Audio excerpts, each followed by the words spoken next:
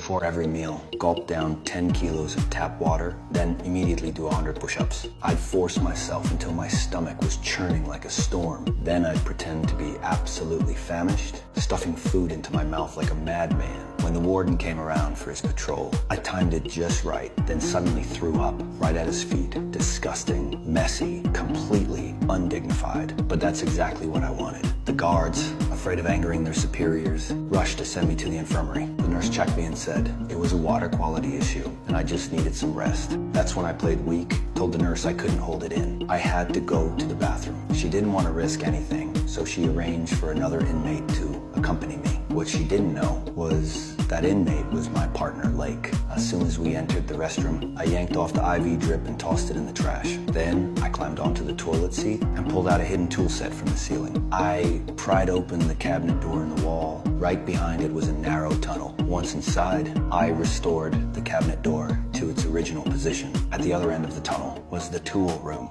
Lake and I pulled out 2 pre-prepared wooden frames, lay inside them, and hid beneath a transport vehicle. That way, we could avoid the guards' inspection mirrors. Once the vehicle left the prison, we waited until it stopped at a gas station. There, we quietly dropped down, circled around, and reached a blue getaway car waiting for us. The prison break flawless, but that was only step 1 of my plan. My real target was to rob the underground vault. It was the day of the annual racing championship. Crowds, cars, and even more money. Back in prison, our friend Mike locked eyes with Jack as the race was about to begin. Then he walked over and started shouting, "You're trash." On the surface, it looked like a fight. In reality, they were deliberately stirring up chaos. The two started grappling, and just as the guards moved in, a swarm of other inmates attacked them. A full-scale riot erupted in the prison. The warden immediately ordered a lockdown. Everyone was on high alert. Even the nurse was sealed inside a restricted area. What the warden didn't realize was that I had predicted his every move. In the chaos, the inmates smeared soy paste over surveillance cameras and sealed the windows with trays and aluminum foil, all to buy me time, because on race day, all revenue was collected in cash, sent through a pipeline